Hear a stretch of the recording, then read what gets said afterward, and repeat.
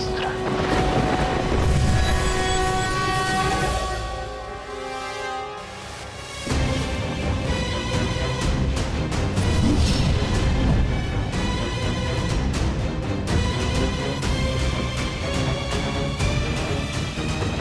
तुच्छ है तुम्हारा इंद्रास्त्र मेरे मृत्यु अस्त्र के समक्ष।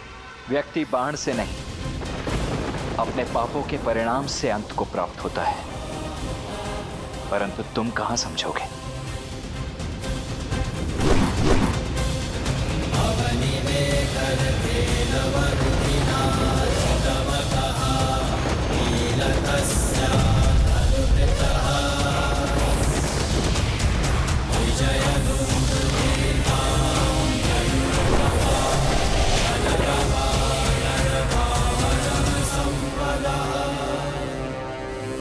मैं आ रहा हूं इंद्रजीत।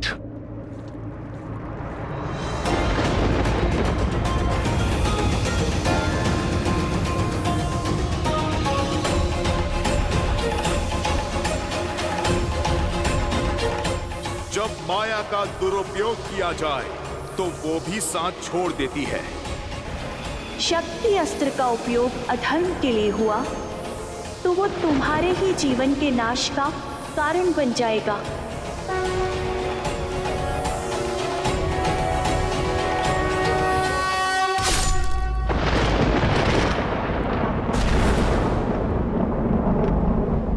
इंद्रजीत, इंद्रजीत!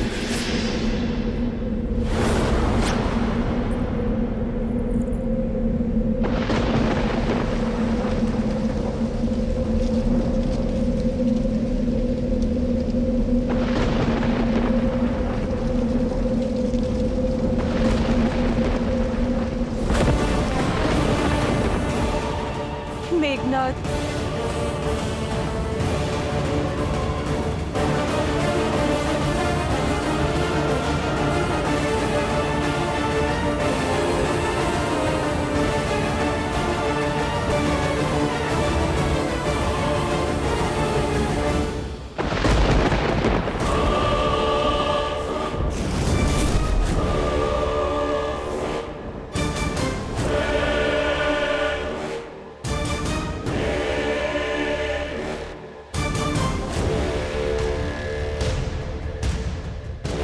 इंद्रजीत!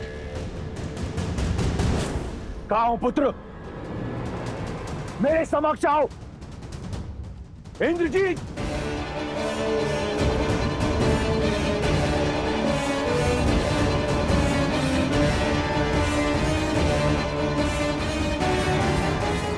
इंद्रजीत! मेघनाद!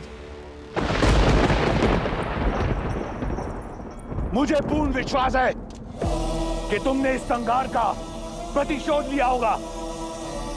उन वानरों का शीश राम के चरणों में अर्पित किया होगा। अब मेरे समक्ष आओ। तुम्हें मेरे लिए राम को मारना है। अपने पिता की आज्ञा मानो मेघनाद। मेरे समक्ष आओ। इस दुष्ट की दुष्टता के लिए तो मृत्यु दंड भी कम है। माता सीता के माया स्वरूप अपमान के लिए इसके शरीर को तो चील कौओं को खिला देना चाहिए और अंग भंग करके पूरे वन में फैला देना चाहिए। अपमान से बड़ा इस संसार में और कोई दंड नहीं है। इंद्र से जीतने वाला योद्धा इंद्रास्त्र से हार गया। देवराज को बांधने वाला आज उन्हीं के अस्त्र से संसार सागर से मुक्त हो गया। इससे बड़ा ना ही कोई अपमान है और ना ही कोई दंड है। यह सत्य है कि जो युद्ध जीतता है वो इतिहास लिखता है, किंतु युद्ध में मर्यादा रखने वाला संसार में अमर हो जाता है। इतिहास लिखने के साथ साथ भविष्य के नियम, परंपरा और धर्म का आधार रचता है। इस युद्ध में हमने सदैव मर्यादा का आंचल थामे रखा। कठिन से कठिन और विपरीत परिस्थिति में भी हमने मर्यादा का साथ नहीं छोड़ा। तो युद्ध के इस अंतिम पड़ाव में हम मर्यादा का साथ कैसे छोड़ सकते हैं? जो लड़ा वो शत्रु था, किंतु युद्ध में जो मारा गया वो एक वीर योद्धा था। वीर गति प्राप्त की है इंद्रजीत ने, और जिसे शास्त्रों ने, नियति ने वीर गति दी है, उसकी गति भी सम्मानजनक ही होनी चाहिए। एक योद्धा युद्ध भूमि के चाहे जिस भी छोर पर खड़ा हो, जीता हो चाहे हारा हो, उसकी अंतिम विदाई एक वीर योद्धा की भांति सम्मानजनक होनी चाहिए। क्योंकि समस्त योद्धाओं की भांति मेघनाद भी किसी का पिता है, किसी का पुत्र है, किसी का पति। हमें मेघनाद के पार्थिव शरीर को, उसके परिवार को सम्मान पूर्वक सौंपना चाहिए। यही मर्यादा है धर्म युद्ध की।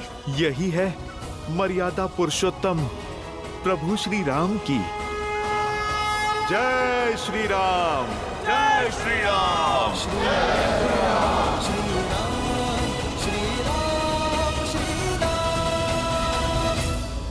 मेघनाद ने भले ही धर्म ना निभाया हो, किंतु अंतिम श्वास तक पुत्र धर्म अवश्य निभाया है। इसके अंतिम संस्कार का अधिकार लंकेश को अवश्य मिलना चाहिए। हनुमान, मेघनाद का पार्थिव शरीर लंका के द्वार तक सम्मानजनक छोड़ दो। कहाँ है मेघनाद? कहाँ है वो? वचन दिया था ना आपने मुझे कि उसे सुरक्षित लेकर आएंगे। कहाँ है वो? कहाँ है मेघनाद? कहाँ है मेरा मेघनाद? कहाँ है वो लंकेश? आपके मौन से मेरा मन घबरा रहा है। आपकी ये रिक्त आंखें किसी अनिष्ट का आभास दे रही है मुझे। उत्तर क्यों नहीं देते आप मुझे? कहाँ है मेरा मेघनाद? कहाँ है आपका युवराज, आपका इंद्रजीत? युवराज इंद्रजीत,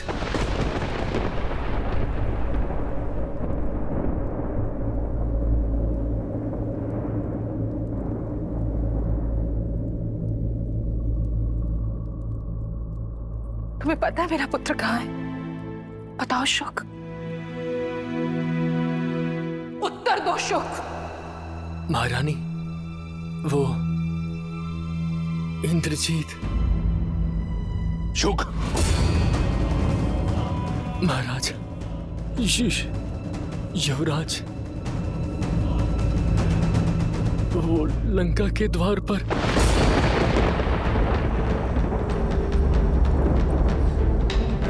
लंका के द्वार पर? द्वार पर क्या? भीतर क्यों नहीं आया वो? शुक, मुझे उत्तर दो। मेरा पुत्र ठीक तो है ना? क्षमा प्रार्थी हूं महारानी,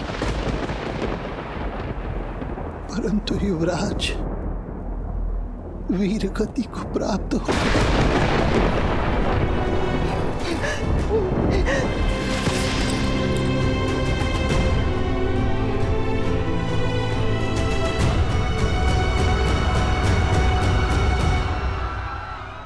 आज लंका ने अपने सबसे बड़े अस्त्र, सबसे महान शूरवीर योद्धा को खो दिया।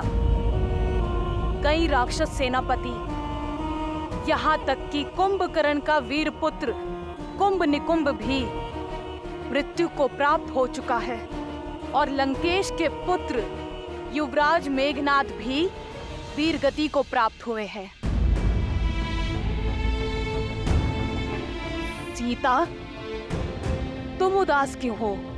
दुख का क्षण तो हमारे लिए है, तुम्हें तो आनंदित होना चाहिए। राम के शत्रु, उन्हें क्षति पहुंचाने वाले मृत्यु को प्राप्त हो चुके हैं। युद्ध में केवल योद्धा नहीं मरते त्रिजटा, बहनों के भाई भी मरते हैं। सुहागन के पति भी इस संसार को छोड़ जाते हैं।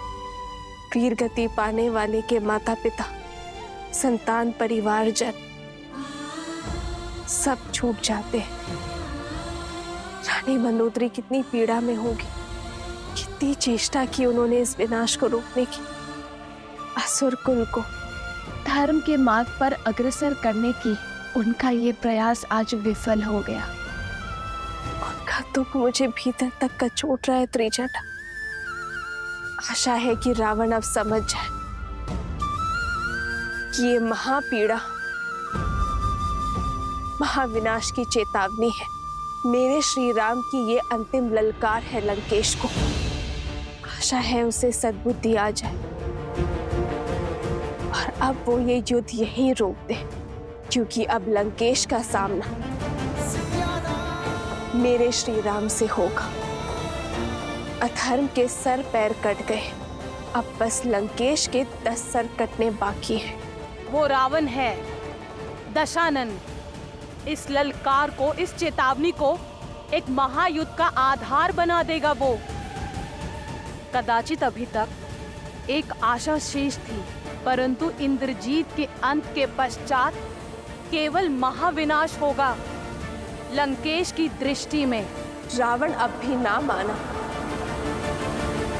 उसका अंत निश्चित है।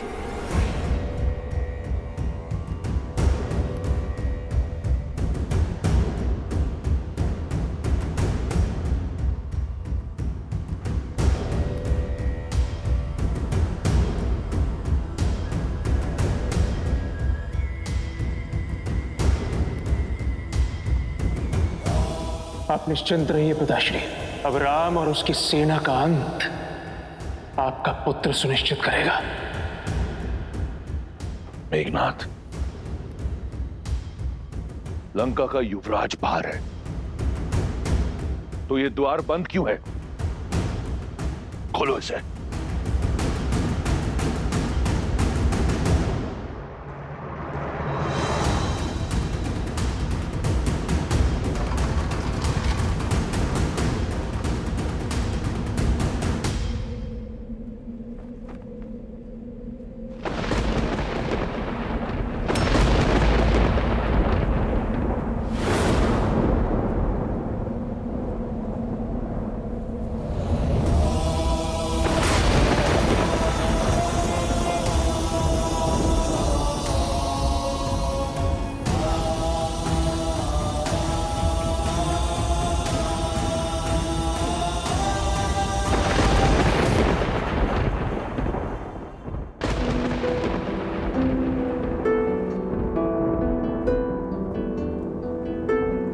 मेघनाथ, पिताश्री,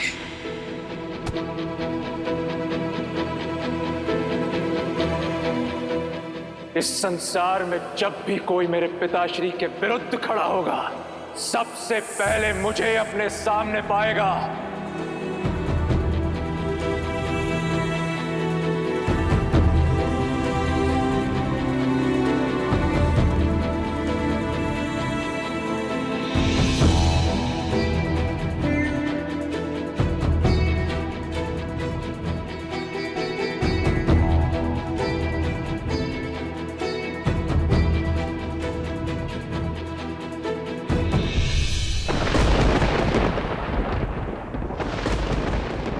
से अर्जुन, मेघों के नाथ सा मेरा मेघनाथ,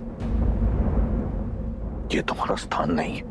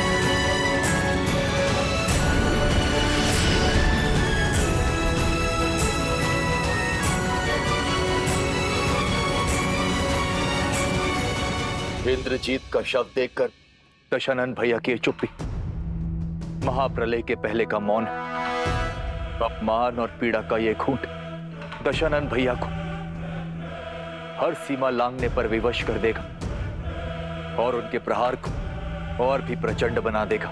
मैं रावण के बल को जानता हूं विभीषण, और आने वाले विध्वंस का भी आभास है मुझे। मैं ये भी जानता हूं कि रावण के बल के साथ साथ देवी निकुंबला का साथ हमारे लिए कितना घातक होगा। किंतु धर्म युद्ध में यह संकट तो आना ही था। हम इस युद्ध और वनवास के अंतिम पड़ाव पर हैं। अन्याय के अंत के लिए, सीता की मुक्ति के लिए और धर्म की स्थापना के लिए हमें देवी के आशीर्वाद की आवश्यकता पड़ेगी। प्रभु, मैं समझ गया, क्योंकि माता निकुंबला देवी की पूजा को पूरा करने से हमने इंद्रजीत को रोका था। इसलिए हम स्वयं देवी शक्ति महागौरी की पूजा करेंगे। हाँ हनुमान, किंतु हमारे पास समय कम है और दायित्व विशाल। इसीलिए हमें महर्षि अगस्त्य का मार्गदर्शन लेना होगा। देवी का आशीष पाकर हमारी सेना यह युद्ध जीत पाएगी। उनका आशीष पाकर ही रावण का अंत कर पाएंगे हम।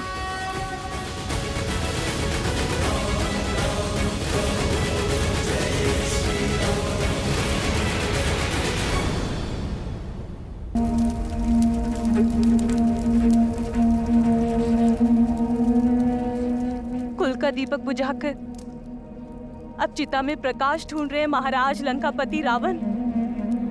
मेरा सौभाग्य उन नरों ने नहीं, आपने कुचला है। आपने मारा है मेरे पति को। कौन विश्वास करेगा जिसने देवराज इंद्र को अपने चरणों में झुका दिया? उसका वध एक नर ने कर दिया। मेरे पति के हत्यारे आप हैं, लक्ष्मण नहीं। पुत्री, न पुत्री हूँ न पुत्र वधू। इंद्रजीत की विधवा हूँ मैं। इतना समझाती रही, पग पग चेताती रही मैं उन्हें कि एक अहंकारी पिता का हट उनके अंत का कारण बन जाएगा। जिसकी हट की अग्नि में घी डालते रहे, आज उसी पिता ने मुखाग्नि दे दी उन्हें। आपने अपने पुत्र को चिता की अग्नि में झोंक दिया, सब कुछ जानते हुए भी। सत्य कह रही है सुलोचना। राम या उनकी सेना ने नहीं, आप और आपकी हट ने मारा है मेरे पुत्र को। पुत्र हंता है आप लंकेश। केवल मुझसे मेरा पुत्र ही नहीं, सुलोचना से उसका पति ही नहीं छीना आपने। अनगिनत माताओं की गोद सूनी की है आपने। अनगिनत सद्भावों का सुहाग उजाड़ा है आपने लंकेश। कितनों के पिता छीने हैं आपके इस हट ने। अपना जल खो देने के पश्चात मेघ भी बरसना छोड़ देते हैं लंकेश। अब तो अपनी हट त्याग दीजिए, इस विध्वंस को रोक दीजिए। ना अपनी पत्नी की चिंता से, ना संबंधियों की चेतावनी से, कम से कम अपने पुत्र की चलती चिता देखकर तो समझ जाइए कि जिससे आप लड़ने निकले हैं लंकेश, वो साधारण नहीं है, नारायण है वो लंकेश।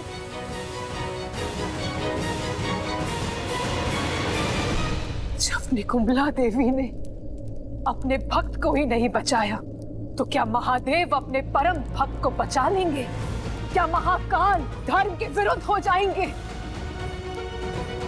अपने इस अहंकार के यज्ञ में कितनों की आहुति देंगे आप लंकेश?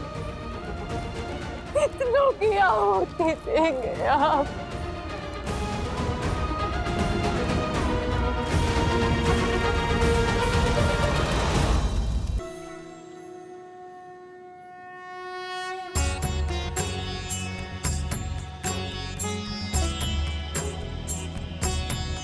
श्री राम।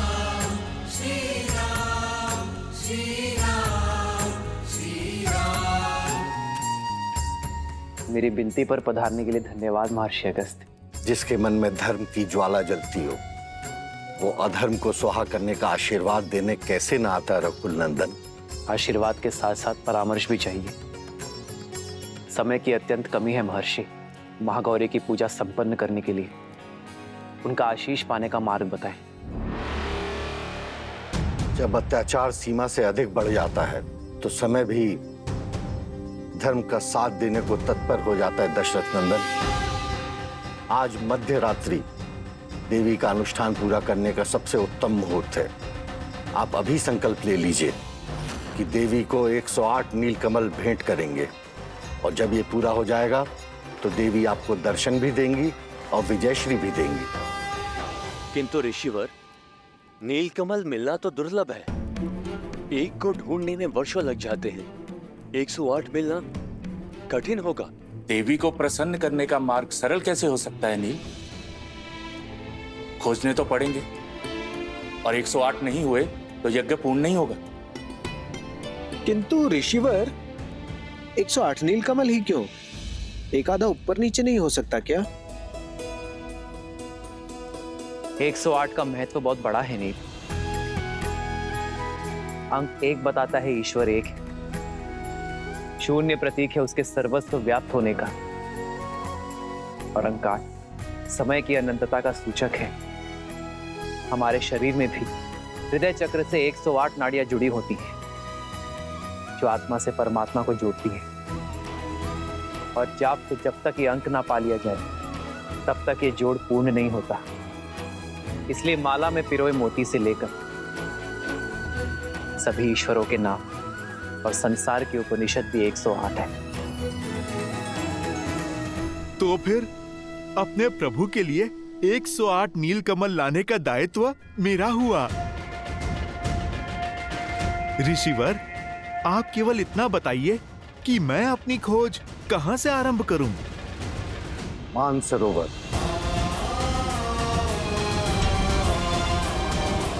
प्रभु, आप मुझे आज्ञा दीजिए। सफल भव हनुमान। जय श्री राम। ऋषि अगस्त्य के मार्गदर्शन में वो लोग देवी को प्रसन्न करने के लिए पूजा कर रहे हैं महाराज।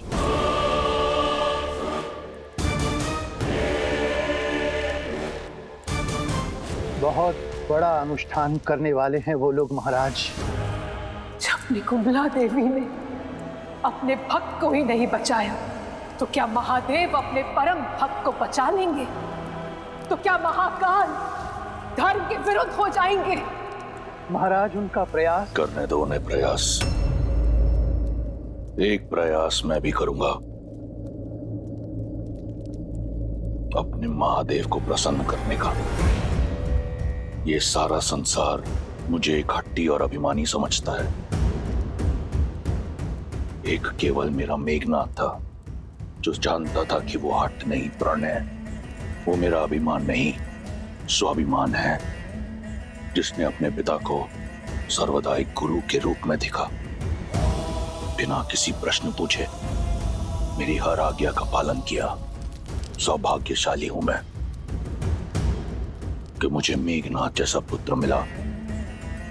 कुंभकर्ण का वध कर राम ने मेरा हृदय तो काट ही दिया था। आज मेघनाथ को छीनकर उसने मेरी आत्मा का एक अंश भी काट दिया। मेरे मेघनाथ का बलिदान व्यर्थ नहीं जाएगा।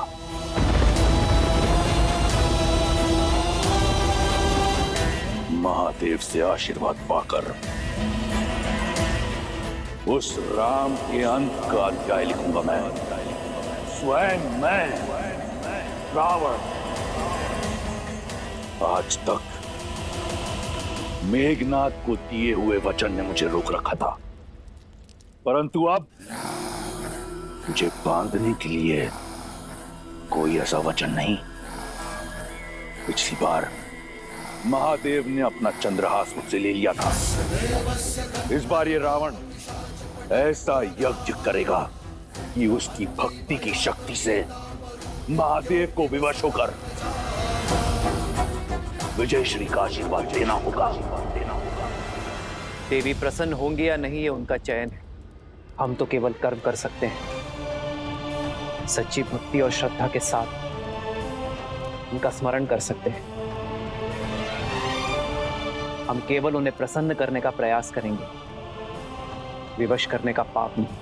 किंतु राक्षस भिन्न होते, उनकी पूजा में हट और श्रद्धा में स्वार्थ होता है, और वो तो ईश्वर को विवश करने की मंशा से ही केवल पूजा करते।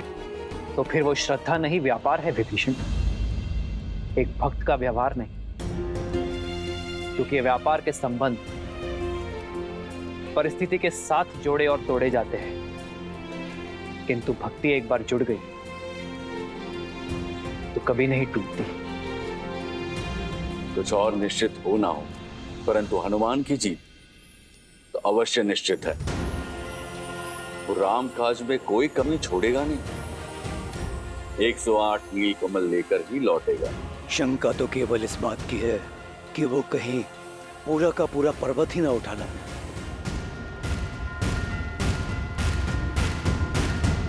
जय हनुमान ज्ञान गुण सागर, जय कपीस तिहु लोक उजागर, रामदूत अतुलित बल धामा, अंजनी पुत्र पवन सुत नामा। राम दुआरे तुम रखवारे, होत न आज्ञा बिनु पैसारे। रावण तेज सम्हारो आप, दीन लोक लांघते आप। चलिए मोक्ष आपकी राह देख रहा है। राम काज में आपकी आवश्यकता आन पड़ी है। विद्यावान गुणी अति चातुर, राम काज करिबे को आतुर। प्रभु चरित्र सुनिबे को रसिया, राम लखन सीता मन बसिया। रघुपति कीन्ही बहुत बड़ाई, तुम मम प्रिय भरतहि सम भाई। तुम उपकार सुग्रीवहि कीन्हा, राम मिलाए राजपद दीन्हा। अरे ये तो केवल 107 ही हुए, एक और कहां से लाऊं?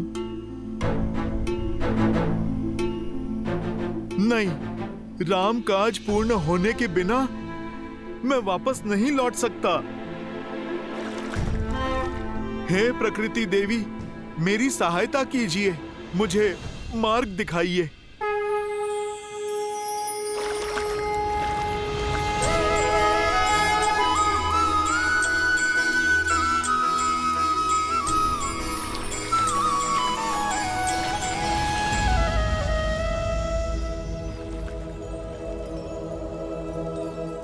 नहीं, ये तो कली है, फूल की कली। हे कली, आप मेरी अंतिम आस है। आप खिल जाइए और राम काज में अपना सहयोग दीजिए, न्याय के लिए, धर्म के लिए, और फिर मेरे प्रभु श्री राम के लिए आप खिल जाइए।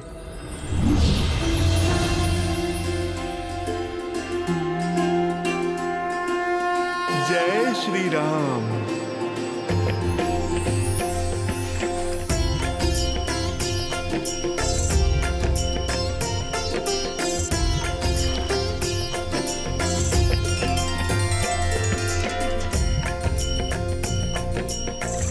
एक क्षण, कहीं गिनती में कमी ना रह जाए।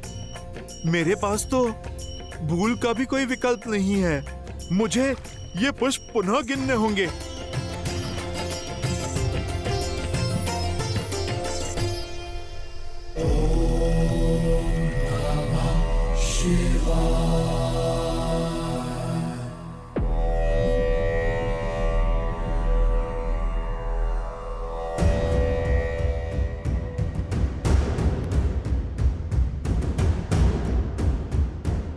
एक और अपशकुन,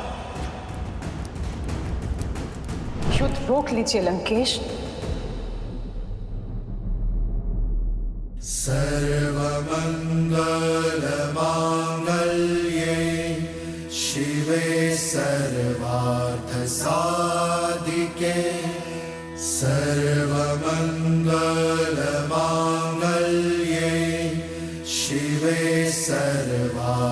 साधिके शरण्ये त्र्यंबके गौरी नारायणी नमोस्तुते नारायणी नमोस्तुते या देवी सर्वभूतेषु शक्तिरूपेण संस्थिता नमस्तस्यै नमस्तस्यै नमस्तस्यै नमो नमः नमस्तस्यै नमो नमः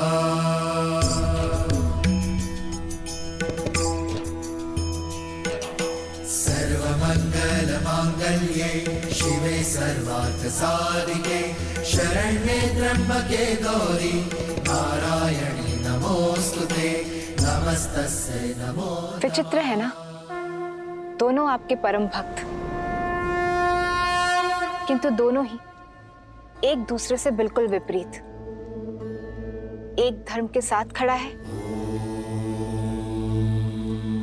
तो दूसरा अधर्म फैलाने पर अड़ा है। एक मर्यादा निभाना जानता है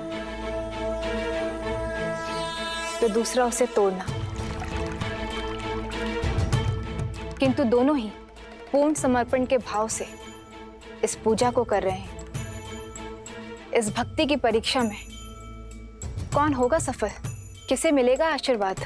देवी, ये यज्ञ इनसे अधिक हमारी परीक्षा है, क्योंकि कर्म करने के पश्चात फल के पात्र दोनों हैं। पूजा संपन्न होने के बाद भी आशीर्वाद के अधिकारी दोनों होंगे। अंतर है तो केवल दोनों के भाव का। जहां एक केवल देना जानता है तो दूसरा केवल लेना और छीनना।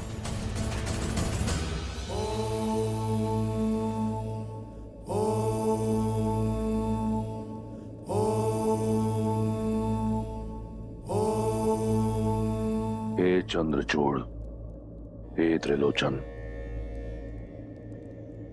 आप तीनों लोकों के स्वामी हैं। आपकी आज्ञा के बिना कुछ नहीं हो सकता। आज तक जो हुआ आपकी आज्ञा से हुआ। आपने सदैव मेरी भक्ति को धर्म की तुला में तोला है, परंतु आपके इस रावण ने आपकी ओर मेरी भक्ति, मेरे समर्पण में कभी कोई कमी नहीं छोड़ी। अहम ब्रह्मास्मि एको अहम द्वितीयो नास्ति ना भूतो ना भविष्यति। रावण जैसा भक्त आपको किसी युग किसी काल में नहीं मिलेगा महादेव। और आज आपका ये रावण अपने यज्ञ की शक्ति से, अपनी भक्ति से आपको विवश कर देगा। मुझे विजयी भव का वरदान देने के लिए, वो वरदान जिससे मैं अपना और लंका का सम्मान बचा पाऊंगा। हर हर महादेव।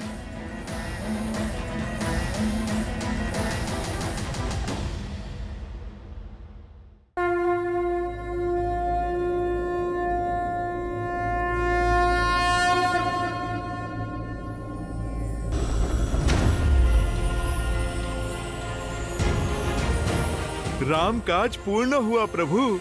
जय जय महाबली हनुमान। ऋषिवर ने 108 पुष्प कहे थे, पूरे तो है ना? तुमने ठीक से गिने तो है ना? मैं एक बार फिर से गिन लेता हूँ। कहीं मार्ग में कोई पुष्प गिर तो नहीं गए? कोई आवश्यकता नहीं है हनुमान, पुष्प पूरे हैं, क्योंकि इन्हें तुम लाए हो। हनुमान राम काज में कभी कोई कमी नहीं छोड़ सकता। प्रभु, मुझे एक बार गिन लेने दीजिए ना। अपनी संतुष्टि के लिए गिनना चाहते हो तो गिन लो। मैं तब तक महादेव की आराधना कर लेता हूं, क्योंकि महादेव की आराधना किए बिना देवी मां प्रसन्न हो ही नहीं सकती।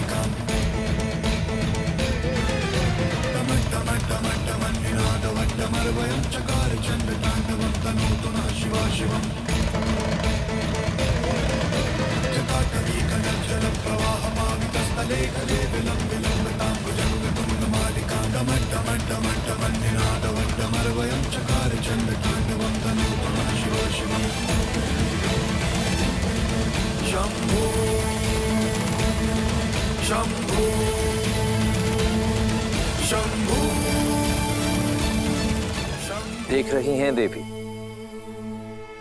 दोनों कैसे श्रद्धा में डूबे हुए आस्था की नदी में गोते खा रहे, परंतु अंतर अब भी वही है। भाव जहां श्री राम रचित स्रोत में श्री राम की सरलता है, वहीं रावण रचित स्रोत में रावण की ऊर्जा है। दोनों ही भावों को, दोनों की भक्ति को नकार पाना असंभव है। ऐसे में यह हमारा कर्तव्य है कि हम अधर्म को नकार कर धर्म की रक्षा करें।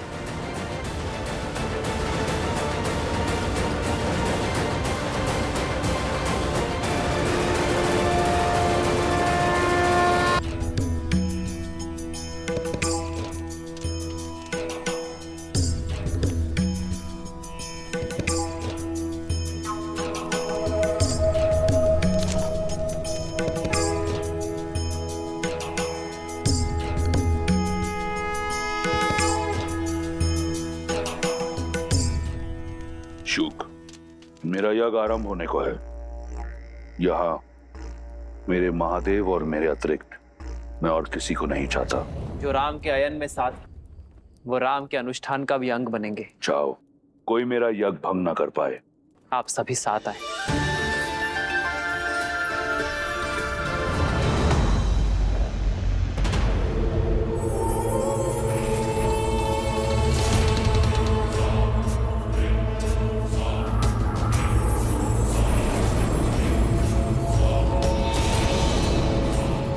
अब कोई चाह करके भी आपके अनुष्ठान में विघ्न नहीं डाल पाएगा लंकेश।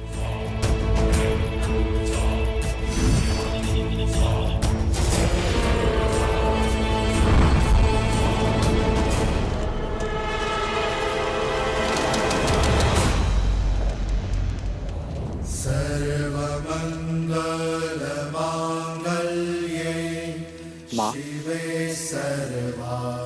हम पर अपनी कृपा दृष्टि बनाए रखिएगा। शरण्ये त्र्यंबके गौरी